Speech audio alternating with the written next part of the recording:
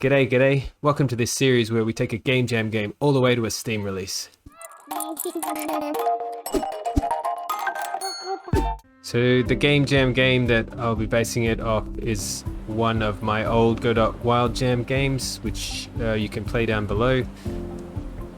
It was a puzzle game where you play as a ghost who would walk around collecting letters and interacting with I call it a tablet, but I guess it's like a mini game of Scrabble or a crossword or something. And if you spell a word that's relevant to the world will change and you can progress. So the bridge wasn't there before and now it's there and we can progress. So first thing I realize is that I'm not much of an artist. I needed to find some reasonable assets to purchase without breaking the bank. After many hours of looking, I landed on these guys called Mesh Tint. They do a nice style, in my opinion. It is a flat shaded cartoon kind of look with sharper edges, and they give plenty of examples of how to use it. They also have some nice characters that will be useful in the game. The first problem I faced is that these were on the Unity Asset Store. Luckily, Game From Scratch had a great article on how to import assets from Unity into Godot, and this got me like 95% of the way. So thanks for that, link down below. So now I had these assets into Godot, and I wanted to make a level out of them. For now, I just wanted a little test space. This is in no way what the final levels of the game will look like.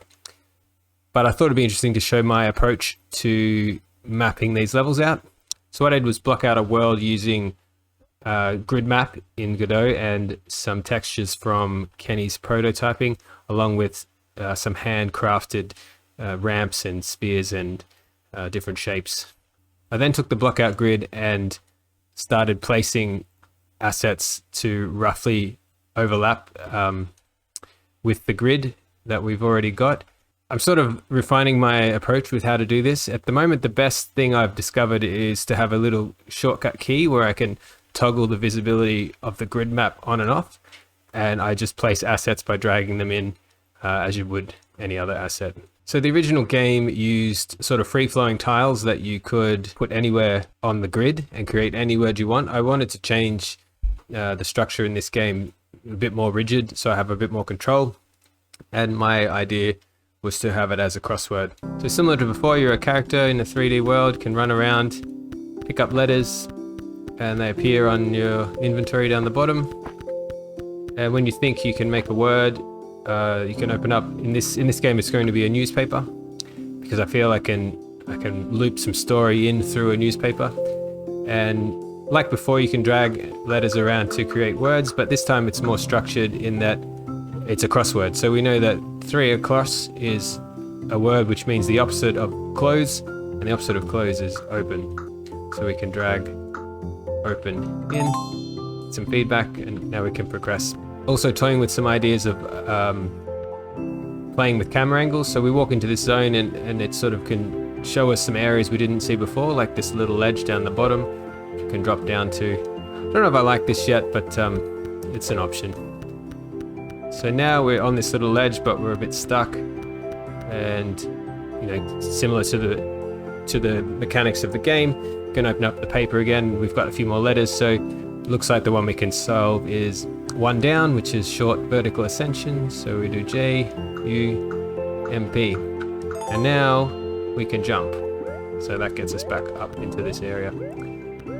I guess in a way it's kind of a Metroidvania in that your abilities will allow you to unlock more later on. So that's sort of the core mechanics and a little bit of the loop. Obviously the puzzles will be more interesting and there'll be a story layered through, and this is just the first 2 weeks of work and wanted to document the process as I go.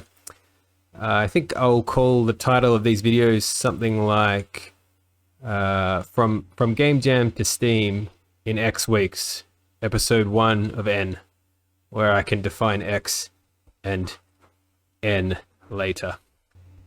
In case you're interested, the camera movement was created with this excellent package called Phantom Camera. I'll leave a link in the description. It's very slick what you can do with it. 2D and 3D. And I think I've only sort of scraped the surface of what could be done. So excellent work. If you'd like to follow along, YouTube's the best place to do it. Hopefully soon enough we'll have a Steam page where we can wishlist it. Or you can leave me a comment on the Gamejam game or the progress so far on this new version. Anyway, that's all I've got. Thanks for coming. See you later. Have a good one.